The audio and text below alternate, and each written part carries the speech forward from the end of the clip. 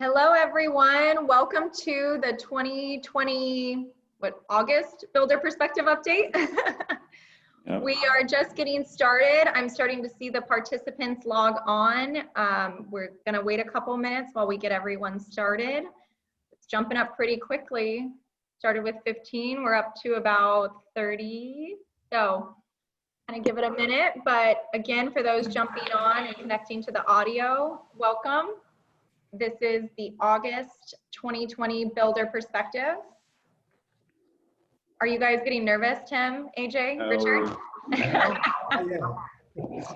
You guys are just so used to this, huh?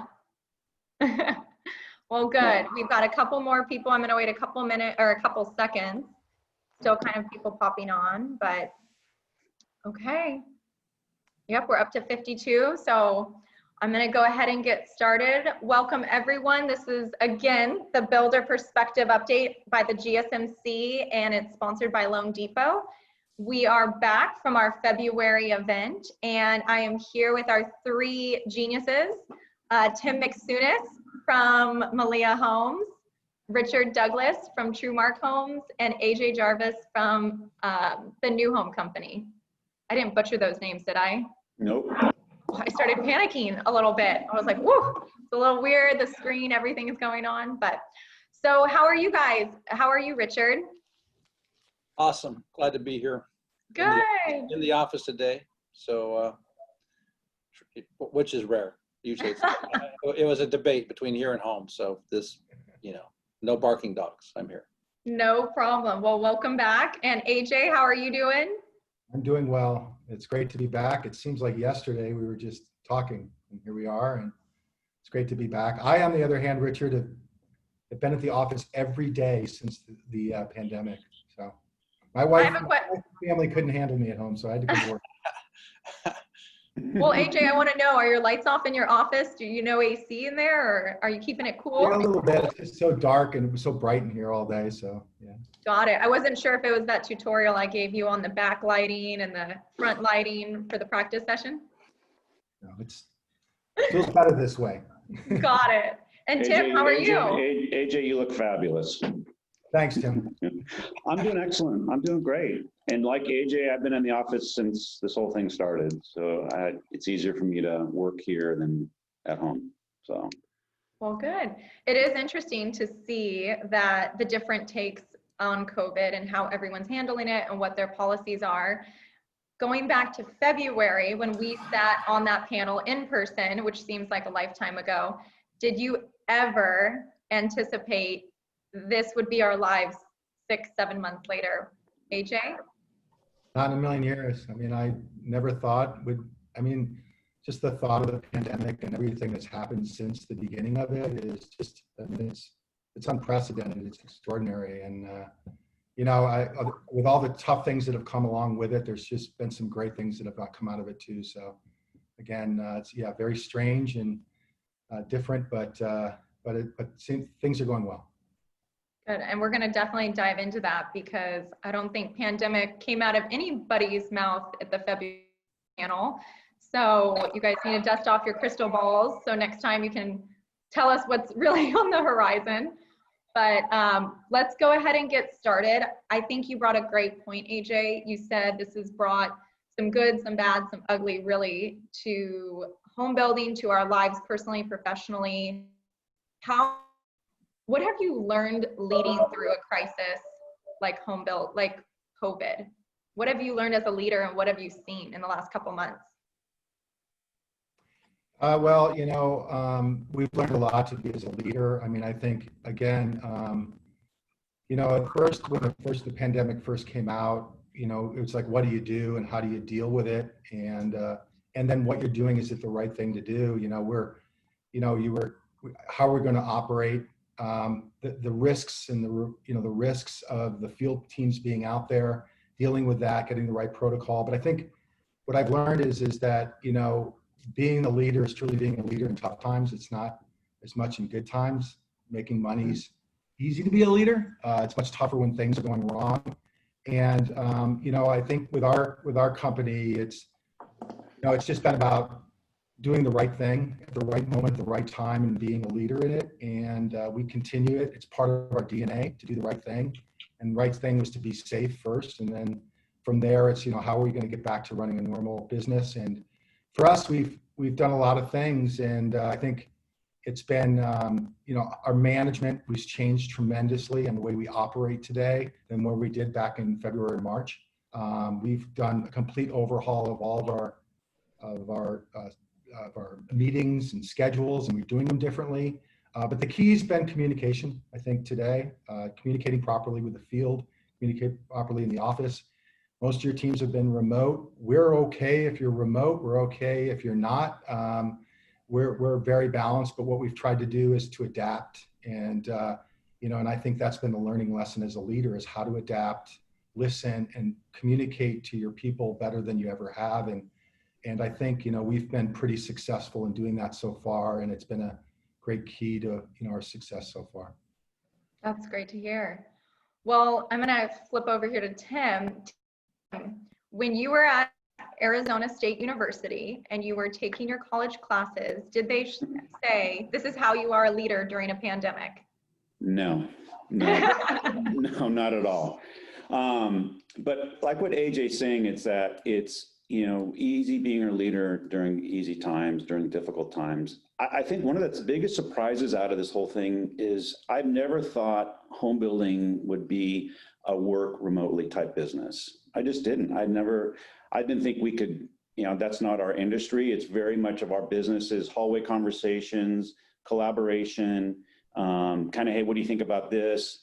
And so I was very concerned about our productivity when this whole thing happened and working remotely. I think as any leader you are, and you trust that your people are going to do, that they're going to work, but are they going to be as productive as they can be? But I would say, that was actually a pleasant surprise out of all this, is that, and now, you're seeing that, that working remotely is having a big impact on our business. And I think the other thing that was really nice about this is that our business was considered essential. I mean, that was big for all of us. And if it wasn't, it would have been really ugly for all of us. Absolutely. Let me ask Richard real quick. Is there anything you have? What have you learned, or anything you have to add about leadership during this last couple months? Patience. Yeah. I think it's each of the guys explaining, we've kind of gone through stages, right? So the early stage was pretty scary, right? And whether or not we be essential services and whether we shut down, my counterparts in Northern California, didn't have people that could go in the field. So that was one. Just it seems like I don't know how many months ago that was, a long time ago. But I think the biggest thing is you have to this whole venue is connection and staying connected with your coworkers and your people, because their situations can be really different. And I work from home and I have a certain situation, and a whole host of our people have kids that are in grammar school or school. And I in the middle of an intense meeting and you're trying to do business, one of our folks says, hey, I've got to double back because I've spent 2 hours as third grade teacher. So when you think about these kids that are on their online learning, are they really learning? So it's really trying to understand kind of between the seams of all these Zoom calls and all that, what's really going on with them, and trying to be understanding if there's the uptake on, complex business things. Because we've been, if this had never happened and I was in this office every day, it'd have been the busiest time by far that we've ever had. So you take that remote and then you add on the family situations that you just got to stay connected with them and kind of break out and say, what's really going on? How you doing? And kind of keep that connection, because otherwise you can just ramble on and not feel it. Absolutely. I don't think there's a guidebook to leading in a pandemic, but the three of you clearly are doing a great job, because there's tons of people commenting on here saying, cheering for you guys. So you have a lot of loyal team members that you guys have done a great job for. So thank you for sharing. And with that, I just wanted to send a reminder to everybody. during this session. We do have a agenda coming up right now, but if you do have any extra questions you want to ask or throw in, we do have some time at the end to throw out to audience questions. So just a reminder, there's a Q&A box or a chat box at the bottom, and I'll be checking those at the end. So, well then let's kind of flip back over. We met again in February. You guys had all positive perspectives on this year. Pandemic wasn't on it, but ultimately we were all crushing it in sales, January, February, until the day Newsom came out. Then, I don't know about you guys, for me, sales kind of essentially stopped. And then we were just trying to save our backlog. What were your thoughts when you see your business just completely come to a stop and you're just scrambling to save what you have? Richard? Honestly, my first instincts, having gone through a couple downturns, is you look to play defense, make sure that you've got everything's covered. And I think when you equate it to all the graphs you see with the greatest decline economic, it's pretty remarkable that we've been able to come out with what people are characterizing as a good environment. So it was really just observation, and really, because obviously the sales offices and everything was shut down. So doubling down on every form of, observing what's going on out there, having several different alternative game plans in terms of your business, being able to respond, and just flexibility to kind of go with the flow. And honestly, I've been surprised at the vibrancy of the market, and it's obviously for different reasons I'm sure we're going to get into, but it was all just contingency planning, and still going on. Still just got done doing it earlier today. So still happening. Tim, what were your first thoughts when the slowdown hit? Well, it was real interesting. We literally sold our last home that we had available on March 20th. It was a very unique situation because coming into the year, I was very bemoaning about we had nothing to sell in the selling season because we had two communities that sold extremely well last year that we were planning on selling this year. And we were sold out. So literally on March 20th, we sold our last home, and then we basically had 11 homes in backlog to close within the next 45 days.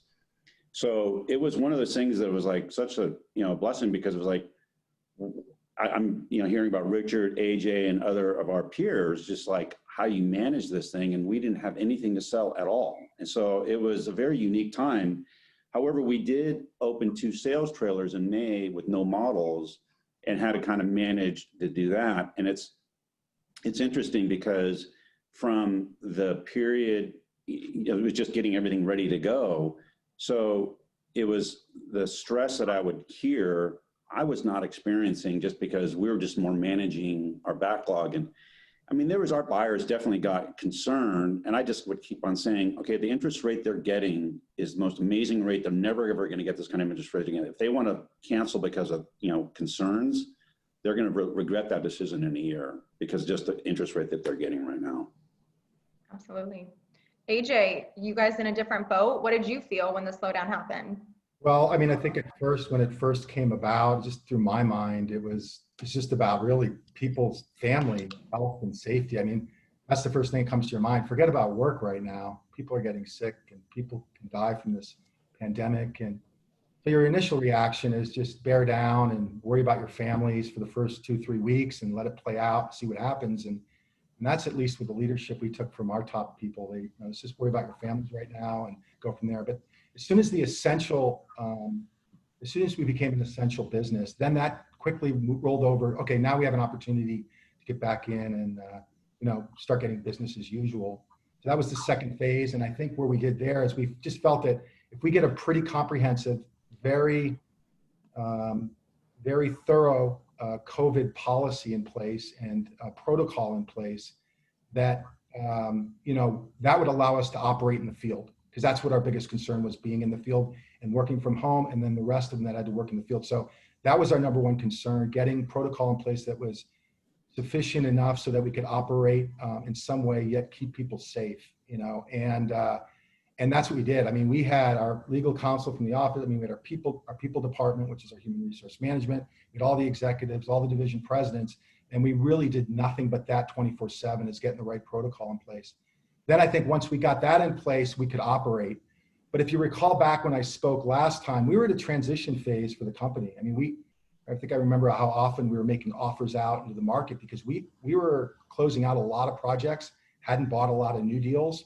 So we were in a really good position. So we became more like, okay, now let's get opportunistic. We have some money in the bank to go out and buy new opportunities. So when this does come back and we feel good about it, let's get back out in the market and buy land. And now we're back in that position, today. And I think that's all played out well. So again, it was kind of a 3-step process. And, I think that has proven well. And during that process too, we became far more efficient. We were already an efficient group. I think we became even more efficient. We communicate so well now with everybody. I mean, just perhaps similar with Richard, where you're communicating now with the other division presidents more than you ever have before. And that's worked real well for our executive group. So all in all, it's come out to be, really, it's turned out really well for us so far. And we hope we can continue that way. That's great. Sometimes change is a big push from outside circumstances, right? I love the comment that you said you're able to work more efficiently. And once we find our new normal, as we look out on the horizon for 2021, the changes that have happened here are going to affect home building forever. And I think we're all going to come back and be more effective. And we're also going to realize, I think all of us here miss that around the table, lean over the set of plans, but it is amazing that you can review a set of plans on Zoom, right? With your engineers, and you can start value engineering, and maybe you do cut those meetings back a little bit. So I agree with you. So, and I know as a sales leader, the uncertainty that came and the fear in managing I'm not as cool of a cucumber as you guys, but I had my own sales team, and managing their personalities, their individual situations, it was really overwhelming. And the uncertainty, there's a little fear, and people are looking to you to try to figure out what the next step is. And I'm like, I have no idea. I don't know anybody who has a crystal ball. So then May happens, and you start to feel this momentum and this pickup. And then June and July and into August, here we are as an industry after a huge negative GDP growth for Q2, crushing it ultimately, right? Everybody's sales are up. I don't know how, I can't even believe it. What do you think attributes to this increase in demand and the success home building is having in the last couple of months? AJ? Well, I'd have to say it's 3 things. It's interest rates, and it's so that may have something to do with it. I think that has a lot to do with it. I mean, you had a very unusual circumstance occur where funds rate were at 0. People could get out and borrow to give an opportunity for people that hadn't owned homes to actually get in to qualify and buy homes.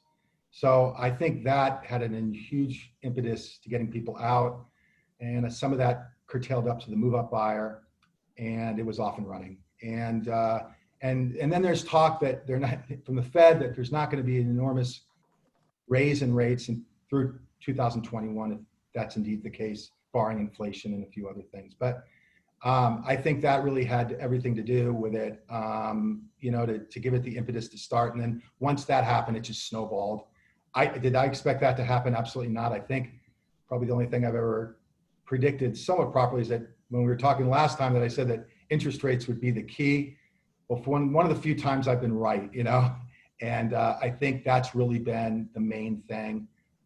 People just getting in to buy homes that they couldn't have otherwise, particularly in the more, the value markets, Inland Empire, that type of thing. And it's just done really well. And, we haven't seen as much success, obviously, in the upper end markets, the luxury markets, but we did see, if you were position price, sales there are still successful too. So that would be my answer to it. Absolutely. I will share, Lancy Homes, shameless plug here. We have a community in Ontario. We released 37 homes on Saturday, and we had 33 groups of people socially distanced lined up. So I have never in my career had a lineup like that, but it was insane to see all these groups camped out. They started at 1:15 on Friday till 10 a.m. on Saturday. So it is a very crazy time right now. Tim, what are your thoughts? Why do you think this is going on, this demand? Well, I think, when I look back at my comments back in our previous time we met, I was very aggressive on 2020, and I think all of us were. And I think there was two things that I looked at was the amount of inventory of the resale market was down. I think also the number of builders were delivering less homes this year because of what happened in the fourth quarter of 2018. A lot of people backed off of land deals, and so it typically takes about 18 months to bring those things to the market. So all of our numbers are down. So when you have home builders are less units available, resale market is down. I just was very bullish on 2020. And I think what's just happened is just, like AJ said, interest rates have definitely, sparked that fire more. And people all of a sudden realizing that they can get a great rate. But I think also people with COVID, either they're in an apartment and they're in their living situation going, okay, I don't know when this is going to end, but I want to get something bigger. I want something new. I want something. And so that's what I think has propelled it even more. In no way would we have guessed that that's what's going to propel the, and also another thing I think has happened is that our selling season has basically shifted back, where we would typically come August, September, we'd be winding down. I don't think that's happening. I think we're basically hit the pause button and we're just shifted back a little bit farther in the year. I think people that are, September, you typically get a bump because kids go back to school. Well, I think kids are in school and they're done by 2 o'clock and mom and dad are going, okay, let's go look at a house. And it's, they don't have to worry about when school starts or anything like that. They can move. I agree. So Richard, kind of for the sake of time, I'm going to go ahead and ask you the next question. What do you see August through the December this year? What do you see next in demand? Well, that's a hard one. I think I see a continuation of everything the two guys just got done talking about. If interest rates stay low, there's no reason to think they're going to be high. I think that there'll be there's one of the aspects that they touched on, we all touched on, is this event, the COVID, whatever you want to call it, was a circumstance that unlocked the door that we speculated about as an industry for a long time, which is this millennial buyer. For however many years have we looked at reports and graphs saying, there's this huge backlog of people like the baby boomers. So who'd have thought this would have unlocked that door? And if it's as large as we all think it is, then there's no reason to think that supply should abate. And I think that like both the guys said, is there's more questions on the higher end. I think, for a long time, the higher end was supported in so many of our markets by foreign money that we never really talked about. And I don't see that necessarily, coming back. Maybe it will. There's a lot of, global issues with the virus and things like that. So that needs to be played out. But the big play obviously is on the affordable side. And there was a lot of pent up demand for that. And I don't see that stopping. And I think for the reasons we're seeing, premium values on single story homes, from a product style, and I think there is obviously a lot of truth or a lot of reality for people moving to more remote areas because commutes have changed. I don't think, the degree to which that'll continue, I don't know. That's a little different quotient than millennial buyers that have money to spend as long as jobs are there. So, but the low end obviously is that pyramid analogy is in play to me. Absolutely. AJ, what do you see for the rest of this year? I think it'll still be strong, but not as strong as we've seen. I think a couple things that are going through my mind right now is I think that the attached segments won't have the steam the detached have. What I mean by that is I'm hypothetically thinking that a lot of people are now going to move more to tertiary markets now that they can work from home, which means they're going to pursue detached housing probably over attached, more infill location. You'll see some of that, and I think that will play out that you can get the same price maybe 10, 15 miles away for a home in a detached setting. I also think that will the job improvement justify the market depth? In other words, we've got eventually the market is going to capitulate, even though the supply is so low into it, about the lack of jobs. I just don't know how much that will occur. Because we'll continue to have anemic growth, I think, over the next couple of years. Similarly, I think the salary improvement, how good is that going to be to support move up markets, people's income levels to go to the move up market? So I think there's questions in the move up market a little bit. And then the other little concern I have too is, I think just down the road, the equities market and the stock market will somehow adjust. And how does that play into the whole situation? I think particularly to the move up in the higher end is going to be an issue. But in general, as long as interest rates continue to be low, I think we're going to have a very robust entry level and probably first move up level market over the next year or so. Yeah. That's great. What about, and those are all great points, and I want to circle back on some of those. Tim, what do you see the rest of this year? I agree, with AJ. I think it's still going to be a good year, and with Richard, what I get a little concerned about is, the employment, because I still think I keep hearing about end of September, end of October, there could be more unemployment coming, and how do we continue to, feed this demand? Interest rates obviously are going to stay low, which drives a lot. And I think is it sustainable? I don't know, but I think that as we get into the third and fourth quarter, we'll probably see it's not going to be as red hot as it was. But I think we're still, do well. I think we're still continue to, as like what AJ is saying, is that the Feds are going to keep the rates down. So not that that's a correlation to mortgage rates, but it helps other things. And I think it trickles down into mortgage rates and where people, like we get the millennials off the fence and they're wanting to buy. So. Well, it's interesting that you guys talk about that because it's so different, right? There's different markets on our county-wise. We've got San Bernardino, Riverside, Orange County, LA. You guys are all covering pretty big areas, big price points, big product diversity. But when we talked in February, all of us talked about attainability, attainable product, affordability, getting those square footages smaller so that we could get our average selling prices down. We really all were on the same page about that. And what are your thoughts on that now? Do you still feel as strongly? You kind of mentioned a little bit, AJ, but I'm going to take it back to Richard real quick. Richard, what is your thought? Because you had talked about a product that you could switch rooms around. Where are you guys? How do you see this moving forward?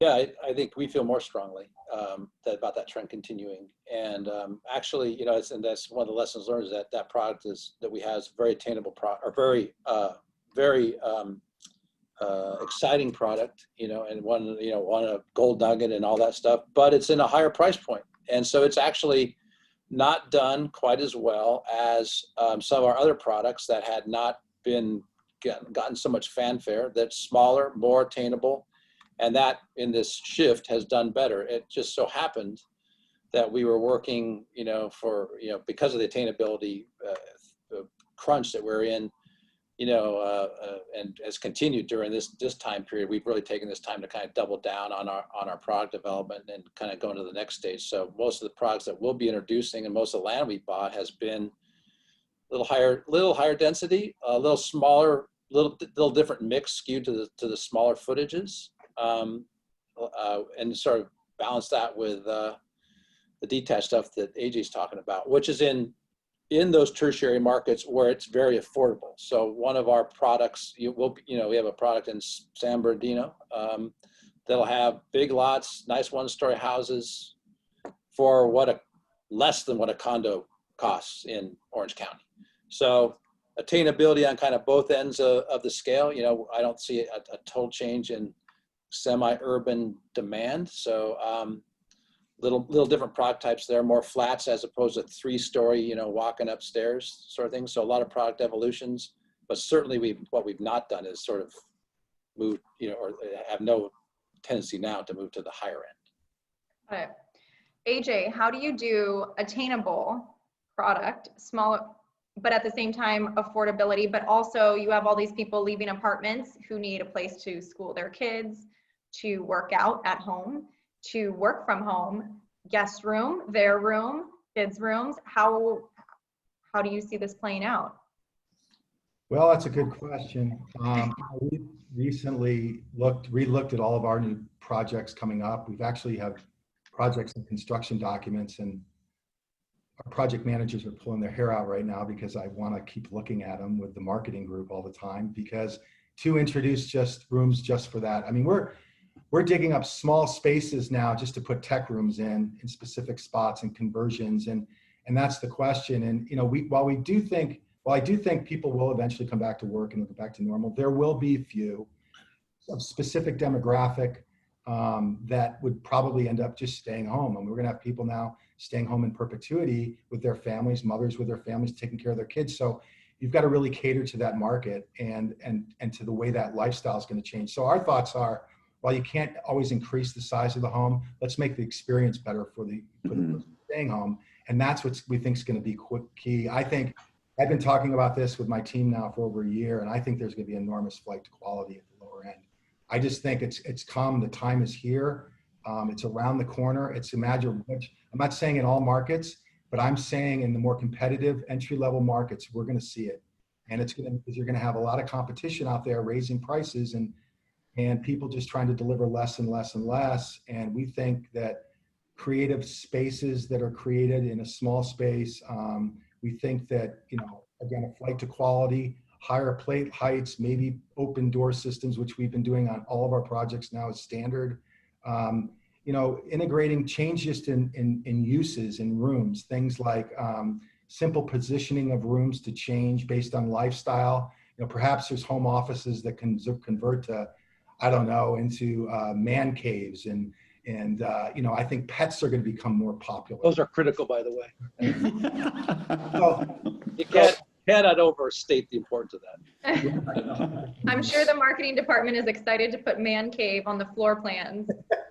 Again, that's just a wild idea, but I just think that the rooms will be looked at differently. I don't think it's going to happen overnight. I think it's going to happen as an evolution over the next several years, where things are going to change and you're going to see a true change in housing. And I think it's kind of exciting because there's opportunities out there.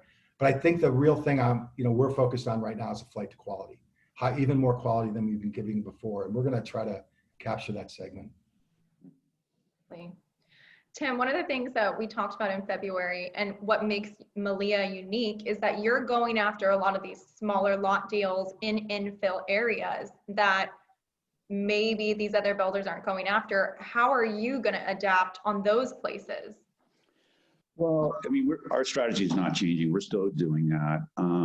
Literally, as AJ was talking about, looking at floor plans. We literally had a frame walk in one of our projects in Garden Grove, and we were literally we had a linen closet or linen cabinetry going in, and we're like, okay, let's take that out and let's turn that into a tech area, just because it has to be a desk. And it's just looking at all your spaces, knowing where we're at.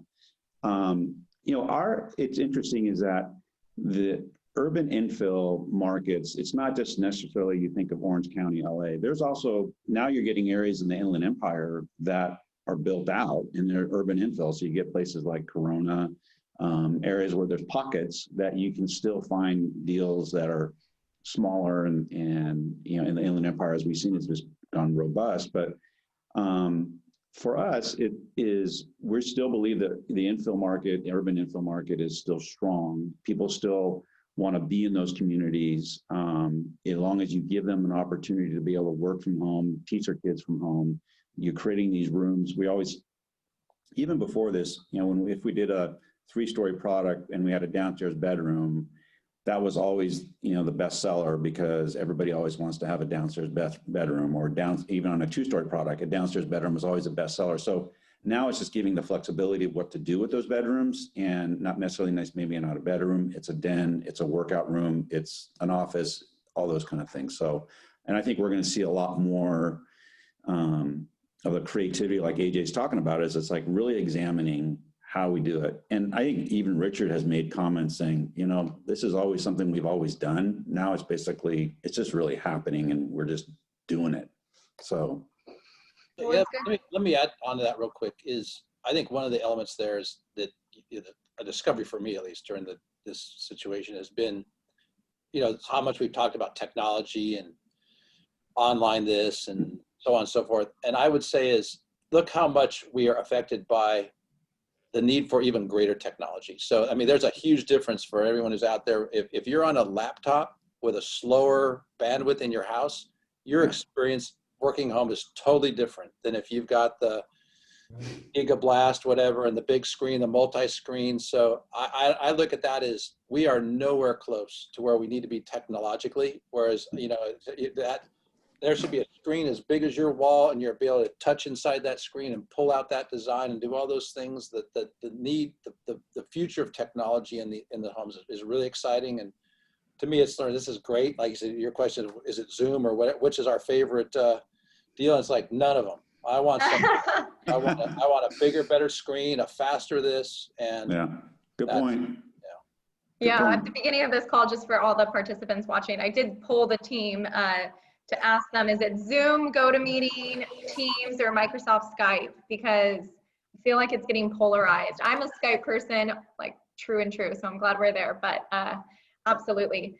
Well, it's great to hear that we are already seeing the impacts both on how we work, on how we design product.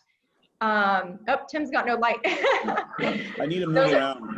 See, that's what happens on Zoom, right? I had to mute myself because my automatic cat feeder is over here like going off in the middle of the Zoom call. What if he gets hit with a rolling blackout? Then we'll, Yeah, oh gosh. you have to call back in. I'm in the dark. Oh my gosh. Well, it's just crazy. It's good to see that you guys are already making those changes to our product design, but let's talk further out. And we only have a couple minutes because we do have to jump over to sales awards and a couple other things. Buying land. That was another huge discussion we had in February. Everybody was pushing really hard. AJ, you touched on it a little bit. What is your guys' thought on buying land? What's the update? Well, we're out actively going at it. I mean, we've got, restructured our land team to go full speed, and we've got a new land executive we're excited about. We think he's going to just change the company entirely, and we're out there going at it. And all of our divisions, we're going hard at it. We have the capital. Again, we have had the capital available to go out and buy land. It's just that we paused for the COVID thing over the past 6 months or so, and now we're back out actively pursuing property. What about you, Richard? What's going on in the land front for you?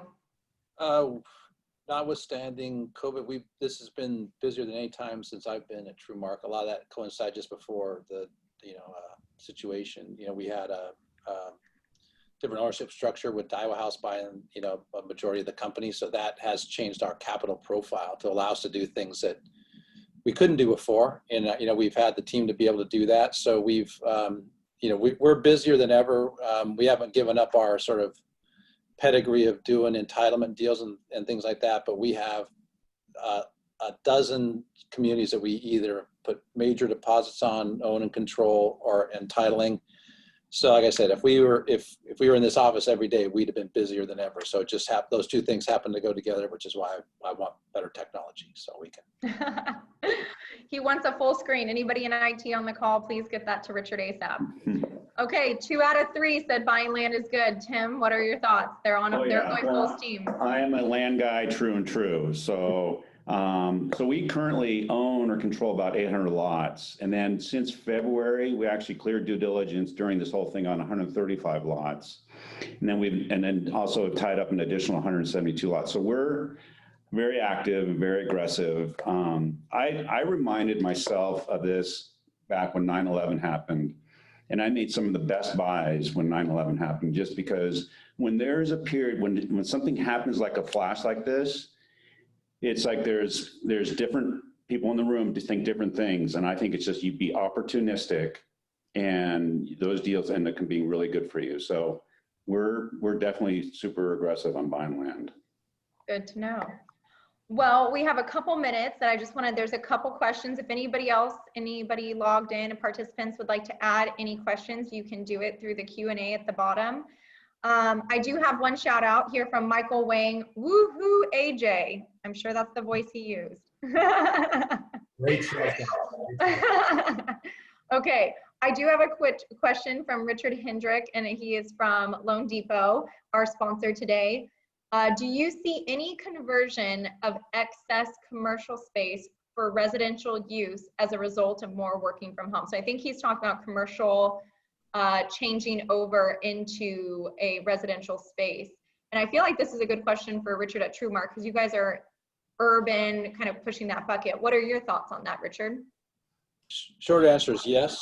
The follow-on is a soapbox I like to get onto, which is always and this is a time like 9/11 where the government sector needs to transform themselves into becoming more accommodative. You know, we need to advance new ways of transforming land uses and get off the dime in terms of how hard it is in this state to get things done and make those transformations possible, because that's the only thing holding back. Absolutely, it has to happen. You can see all the other economic factors, and we do not have the I don't know what it is, you know, this is the BIASC, Grain and Sales Market Council, get out with your political leaders, you know, get all these people off the dime and make that transformation easier. And yes, there we go. Richard, I love that soapbox. When we talked in February, you got me all worked up about, once again, getting involved with your government on your local levels and really making that change to allow things like that and fees and all the other stuff. So stay on that soapbox, we need it. And for all the participants on here, thank you for being members of the BIA if you are. If not, join your GSMC, support, come together and really push for change. So I want to toss it, I want to come back, or I want to toss another question over because we're running out of time. Parker from Lancy Homes asked, how are you making longer term business decisions being that COVID is still prevalent and uncertain? What about you, Tim? How are you making decisions even with the uncertainty? So what we look at is a 3 years out, 3 to 4 years out is as far as long as you can really look as far as business planning and tying up property. You know, like what Richard is saying is that most of our deals is that are entitlement deals. So the way I look at it as entitlement is like, hey, you're basically optioning that property, you control it, you're watching the market. And once you get your entitlements, then you're obligated to close. Well, if the market all of a sudden tanks and things go bad, then you put at risk is that either your deposit money and your entitlement money. So that's how you kind of manage it. It's like nobody has a crystal ball. Nobody's going to say, hey, 2 years from now, this is what's going to happen. But it's like, okay, based on where the market is today and that submarket, this project should do well. However, to mitigate that, you just have to watch the market as you're getting your entitlements. I mean, that's all you can do. And to go beyond 3 years in business planning, it's really difficult to do. Absolutely. AJ, I want to toss that one to you. How are you making long-term business decisions with the uncertainty still? I think operationally we're there. I mean, with the assumption that it won't change. And that was our thought. If this ever happens again, we're there. We don't need to operate. If the pandemic goes away, we're going to continue to operate this way. And if it doesn't and stays here, we feel we operate very efficiently and we feel really good about ourselves right now, better than we ever have, I think, operationally. From a land standpoint, ironically, we're actually looking at already ways and opportunities to convert things like commercial office space, which is probably going to have some issues and probably all be at 12 caps overnight. And we're going to try to look at those opportunities. We've already been in conversation with people about it. So I think there's great opportunities there. And then long term, we're going to continue to look at the fundamentals just economically. I mean, that's really, I think, still what it's about. I think once you divert from there and get too risky, it gets concerning. But I think you got to continue to watch the fundamentals of the economy and what's going on, and just to continue to buy land very diligently and very thoughtfully, and then use your, the creative talents of design and planning and those things that's made us pretty successful in our, financially successful with us as a company. And that's really what our plan is. Pretty bread and butter for us, though. Kaylee, I want to add to that. Add to that is that what AJ was saying. I recently had a discussion with a guy who leases office space, and he said something to me. He's like, "Yeah, they're just trying to figure out when to catch the falling knife." And I'm like, "Oh boy, that's like 08 all over for us." We were using that term, and I think AJ's absolutely right. Is that the office space is whatever it is right now, it's going to be a whole lot different 12 months from now. I mean, you're already seeing office space guys that are dropping their leases like by 20%. And I think it's going to get worse. I mean, just because this whole work remotely thing, people are downsizing. And so that's, I think, a space. But to Richard's point also is like, hey, we got to get our government people on board with that, because that's a change in zone and change in use. And how does that work? Exactly. Yeah, you don't have 4 years to figure it out. Well, we have had, It should be a 4-week process turned in. well, we definitely have had a shortage of housing, and you have a lot of open space that has been used for commercial that's going to be opened up because of this change. And hey, everybody follow Richard on his soapbox. Richard, do you have a Twitter? You should start tweeting out like what our messaging is for the day on change. You can lead that. I just mentioned it to you guys. It's just all of our land use regulations are from the decades and decades and decades past, and both the guys said exactly right. It should not be that hard, and there should be incentives to do it. It's just, it doesn't make any sense, and the next generation, everything else, you guys got to change all that, because it's just tough for everybody. It's just stupid, purely stupid. And Well, yeah, I think what's amazing to see is that look how quickly you really can make a change. That you're right, the government needs to be more open, given that look at how quickly our lives change, and how businesses across the world have flipped from office to work from home. So there can be a change with uncertainty. So I have a couple more questions that we're not going to really be able to get through, because we do have to go into our next portion. But I do want to ask one more question, because I think this is a great question. Do you think the election will change anything for home building? AJ? Truthfully, I don't. Okay, Richard?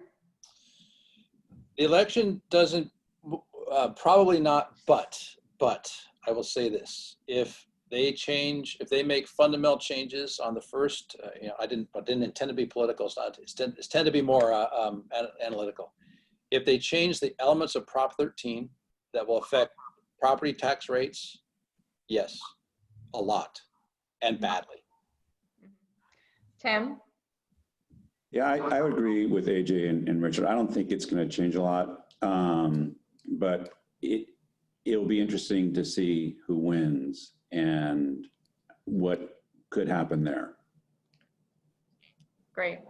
Well, that is our section of the presentation. And thank you guys so much. Again, Tim, AJ, and Richard, your thoughts are so appreciated by everybody on this webinar today. We really appreciate your guys' thoughts and your time and your commitment to this.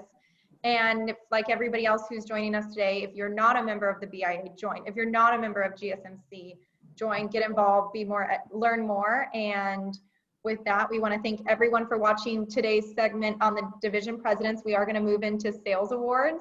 Is there anything you guys want to say before I send you guys off? You can hang out, or you can turn off your cameras and mute yourself. Is there anything else I missed, or you want to leave us with your words of wisdom, Tim, AJ, or Richard? Great seeing you guys. Great being with you, and really enjoyed this. Great seeing AJ and Richard again, and Kaylee. Just always excellent job. Yeah, Kaylee, great job. Really appreciate it. No, thank you guys. It makes it easy. It's a privilege to be on with these two guys, and great to be there and stay occupied. Keep our minds occupied during these times. That's the big thing. Stay busy.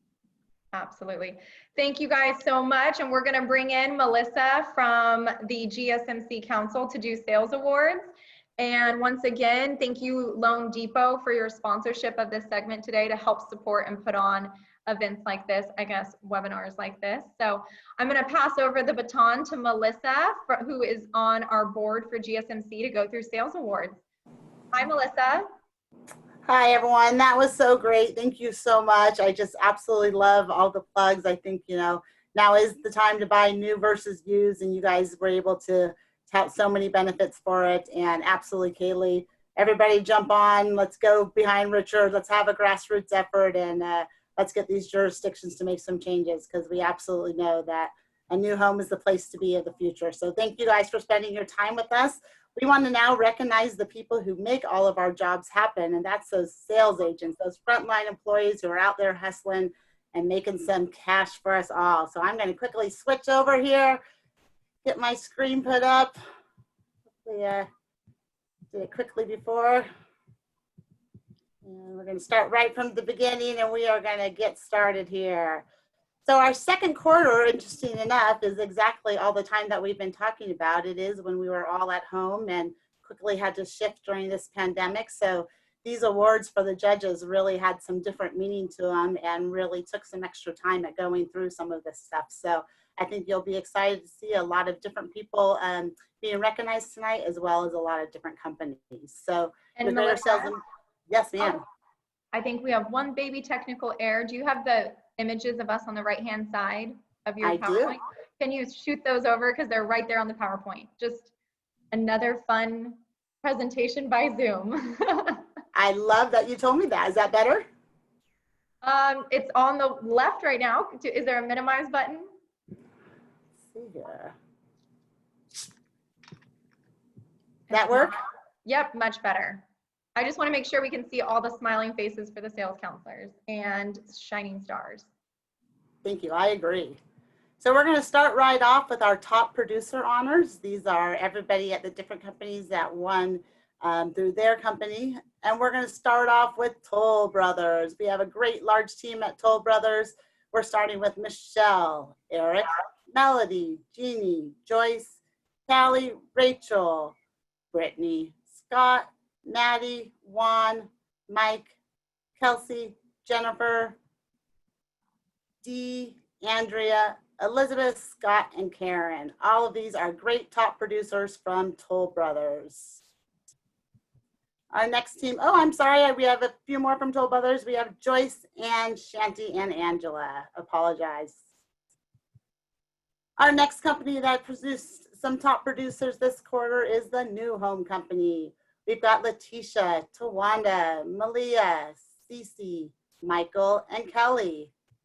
Also from the New Home Company, we have Susan, Gilma, and Eric. We've got Farah, Malia, and we have Tim. And finally, from our top producing category, we have from Ultimate New Home Sales and Marketing, Jonna.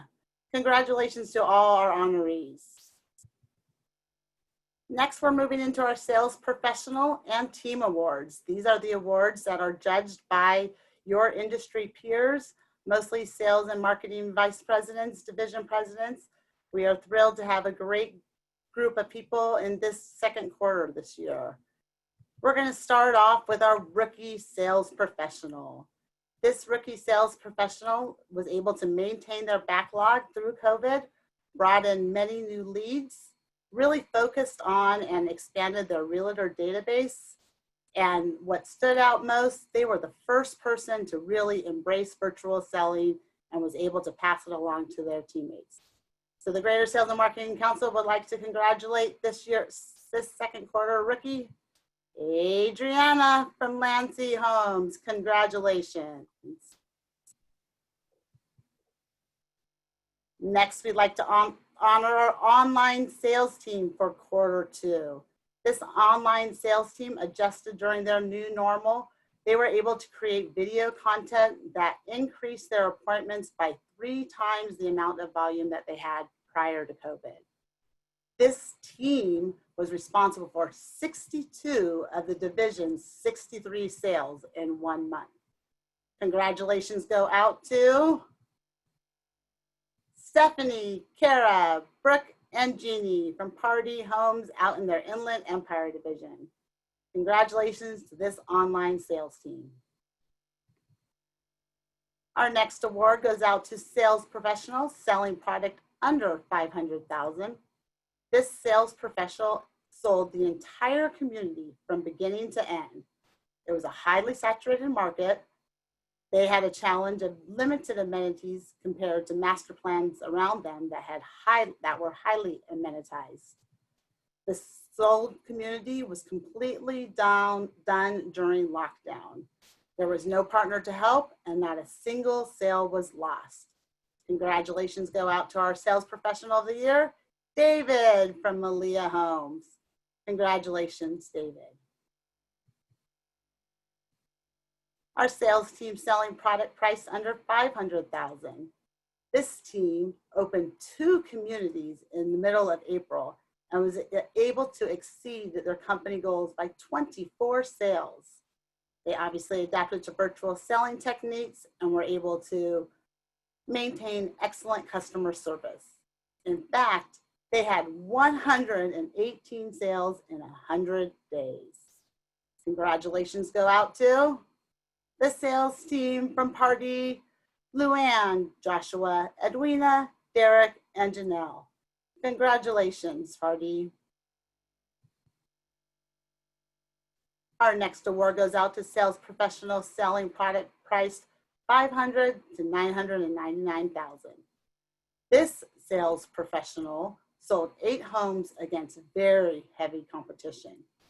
The value of the product was what set this salesperson apart, really going through unique advantages, every step through floor plans, specs, financing, anything that they could to keep their customer service and alliance scores high. Congratulations go out to our winner for sales professional, Letitia from the New Home Company, selling out in Ontario. Congratulations, Letitia. For sales team, selling product price $500,000 to $99,000, this team sold 33 homes in the second quarter and closed another 16.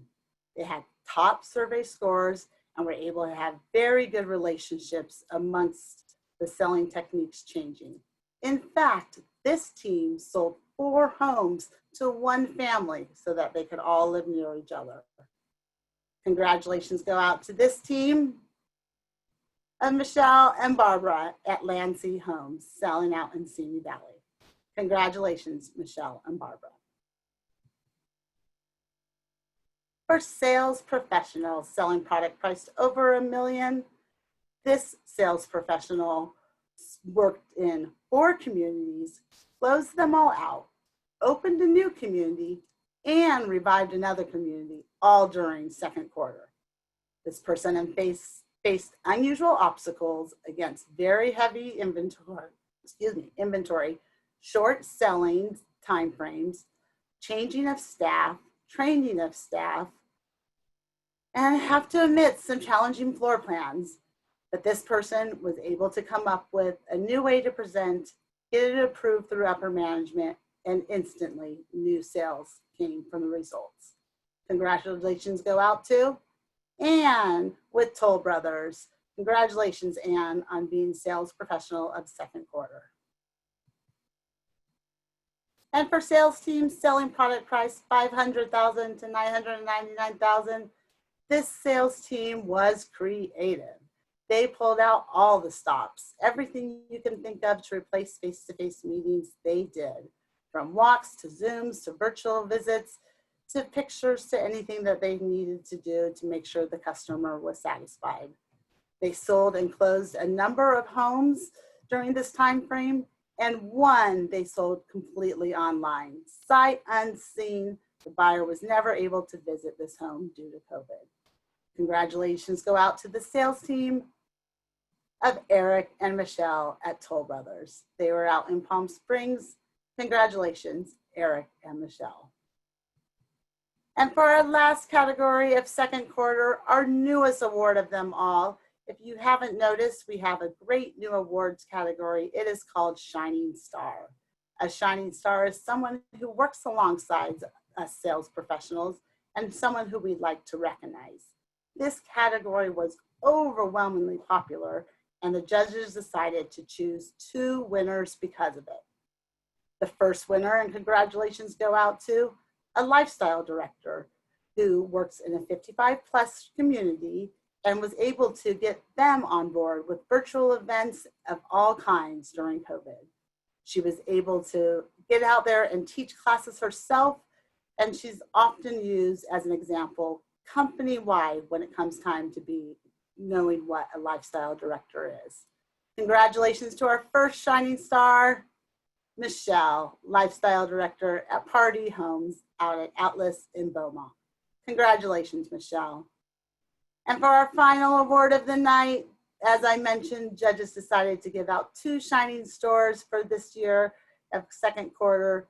This shining star goes out to somebody who is affectionately known as the mortgage doctor. This person has held their own classes on Home Buyers Club, letting buyers understand the process, ask questions, really being intimate with everything that has to do with your mortgage. This person is such a superstar that they will even hold Zoom at 11 p.m. if the client wants. Congratulations go out to Heidi. Heidi is with CMD Mortgage and Crestwood Communities. Heidi, congratulations. Thank you to all of our Sales Award nominees for Q2. We are thrilled to have so many companies participate. Please know that we want more and more participation each and every quarter. It's a great way to be recognized. It's a great way to have your honors in your office and have home buyers instill confidence in you, just like your peers in our wonderful home building industry have. So congratulations to all of our winners. We have a brand new website at GSMC that makes these entries so much easier to enter. So we encourage you to do so for Q3 and just wish that everybody stays safe and be happy. And since it's at that hour, we definitely want to wish you cheers. Congratulations to all of our Sales Award winners. Yay. I love that you added cheers because it's time. So It's time. we did, I'm so impressed with our time slot. We are at 5:31. So we know how to hold a schedule, or we know how to end in time for a happy hour. But thank you, Melissa, so much for going through all of those awards. I'm excited for both myself, for my team, and for everyone, all the winners. Congratulations, AJ, to your team members as well, and Tim, who popped off. But I do just want to point out for all those who are on, Shining Star is open to anyone in home building, including construction, superintendents, customer care, you've got a project manager. We really want everybody to get an opportunity for the hard work and being the shining stars in home building. So just wanted to send everyone off with that note. Thank you again, Melissa. Thank you, AJ and Richard. And I look forward to seeing you guys in person, hopefully in February. Thanks, guys. Have a great day.